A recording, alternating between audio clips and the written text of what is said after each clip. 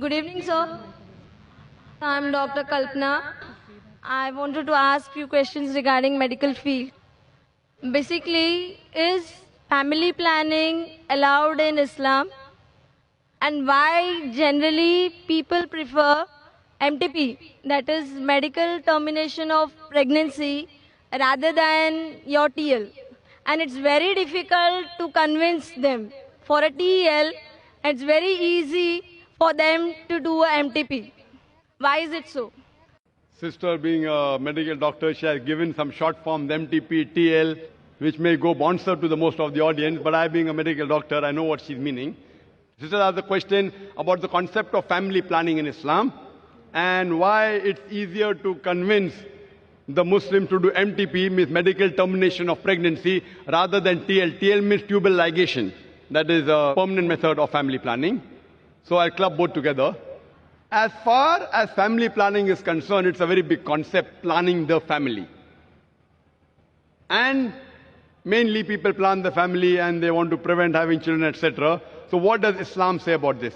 As far as family planning is concerned, all permanent methods, whether it be tubal ligation, TL what you mentioned, whether it be vasectomy, any permanent method of family planning in Islam is prohibited.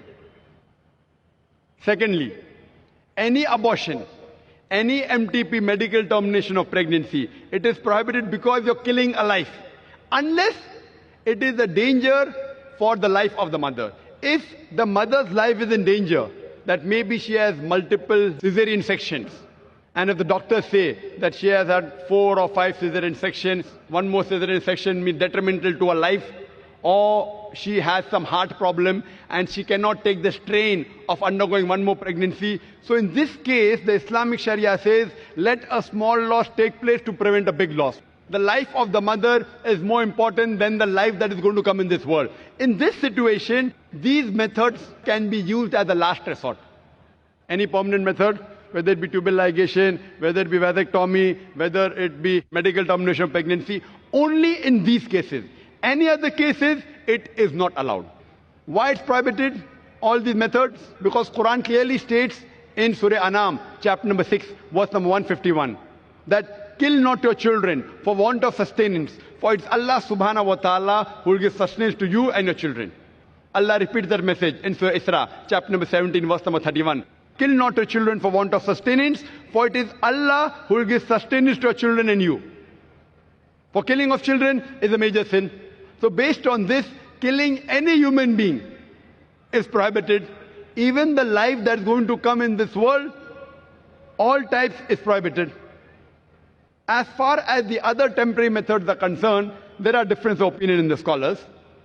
First, the most common is the copper T. Now in copper T, when I was in the medical college, I was taught that it is a contraception. But what happens in the copper T, the ovum and the sperm have already joined to form the zygote. But the copper T prevents the zygote from clinging on the uterine wall, on the wall of the womb of the mother. So it is nothing but a very early abortion. So Islamically, those people who know about the medical science, even copper T is prohibited. As far as there may be difference in the other temporary method, whether it be condom, whether it be other method, once a person came to the Prophet and told him that I used to do uz, that is coitus interruptus. I have to stop the act so that the fluid doesn't enter the body of the wife. And the Prophet was silent. Those people who are in favor of certain temporary method, they say Prophet was silent, he gave permission. The other group, Prophet was silent, he didn't give permission, difference of opinion. But I go back. What is the reason that a person wants to do family planning is my basic question. See, normally a doctor, when a person has a headache, you give aspirin, you give crocin. It is not a cure. It is a symptomatic treatment that the threshold of pain is increased, so you don't feel the pain. But that is not actually curing the disease. The best way to cure is to kill the germs. So first let us find out, why do different human beings want to do family planning? Whatever reason you have, you can broadly club them into two broad categories. The first category is for poverty. I'm poor. If I have many children, for me to live itself, hand to mouth. If I have children, then I will also die. The other group, they are rich. I have no problem about money, but I want to make my son a doctor. I want to make my son an engineer.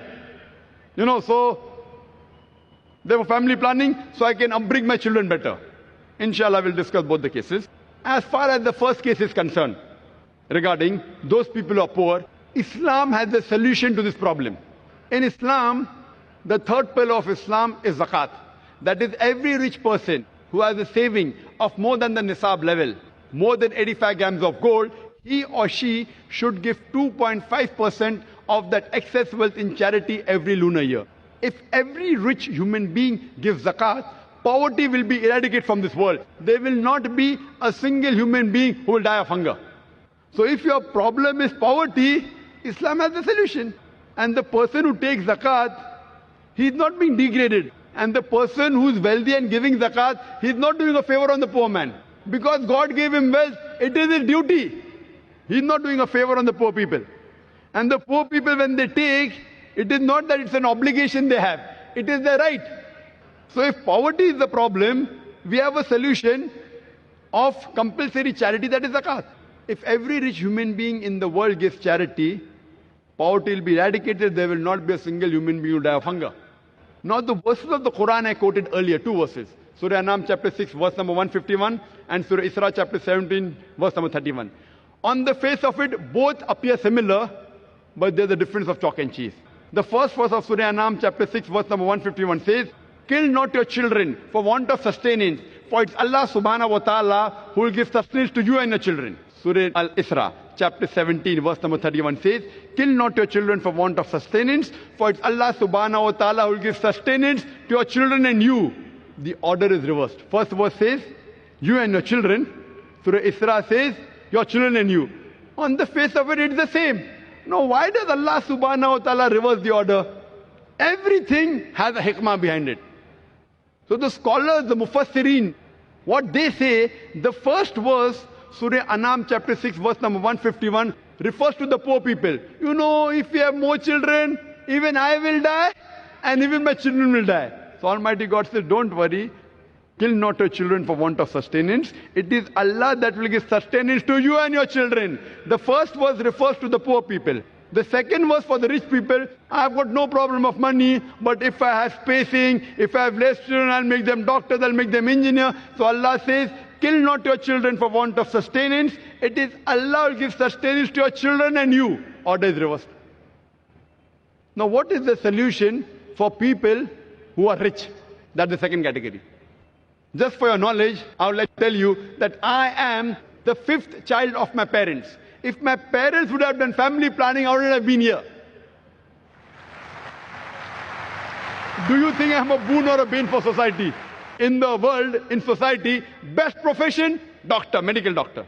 Best is medical doctor, nothing better than that. Alhamdulillah, even after being the fifth child, I became a medical doctor. But I became a doctor to serve humanity, but when I found a better profession, Allah says in Surah Fussilat chapter 41 verse number 33, وَمَنْ أَحْسَنُ قَوْلًا مِمَّنْ دَعَا إِلَى اللَّهِ وَعَمِلَ صَالِحًا قَالَ إِنَّنِي مِنَ الْمُسْلِمِينَ. Who is better in speech than one who invites to the way of thy Lord, works righteousness, and says that I am a Muslim? When I found a better profession, I changed from a doctor of body to a doctor of soul. If I was a medical doctor, I am surely there is more than 1 lakh people here. They wouldn't have come for my talk. They have come because I've changed from a doctor of a body to a doctor of soul.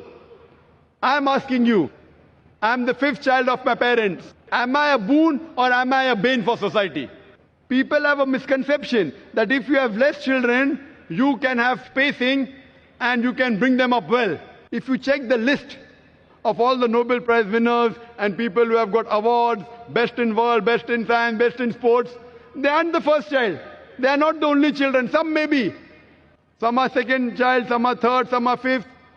It's mixed. It's a misconception. Allah subhanahu wa ta'ala has given a natural method of spacing. In Islam, the moment a child is born, the mother should breastfeed the child. But today in modern world, they don't want to breastfeed because it spoils their figure. The best food, according to medical science, that you can give to your child is the breast milk. And if you breastfeed your child, automatically there is lactation amenorrhea. You being a doctor, you know, there's lactation amenorrhea. That means she will not conceive. Though it's not 100% safe, but the chances she'll conceive is very little. So automatically Almighty God has given spacing. And population, sister, it is not a bane, it is boon. You know, we say in our country, in India, hum do, hamare do. We two and our two. Ek ke baad abhi nahi, do ke baad kabhi nahi. After one, not now, after two, never. So these are slogans in India because Indian government doesn't know how to take care of the population. If you go to America, the children wear a t-shirt. I am my father's tax saver. The more children you have, the less tax you have to pay. You go to Australia, you go to Canada. The moment a child is born, the government gives them allowance. Every child, every month you get allowance. So the government of US, Canada, Australia, they're encouraging population. Why is the government of India discouraging? So it's problem with the government policies, it is not with population. And do you know today, the two countries which are competing for being superpower is China and India. China has the maximum population in the world. India is number 2. Today, India and China, they are competing to be the superpower. Why? Because both of them have got manpower. When I say manpower, it means human power. It includes the women also. China and India have got human power. That's the reason today you find America coming here to invest money. You find the Westerners coming to invest money here. You see the stock marketing going high. Why? Because of population. So population, it is a boon, it is not a bane.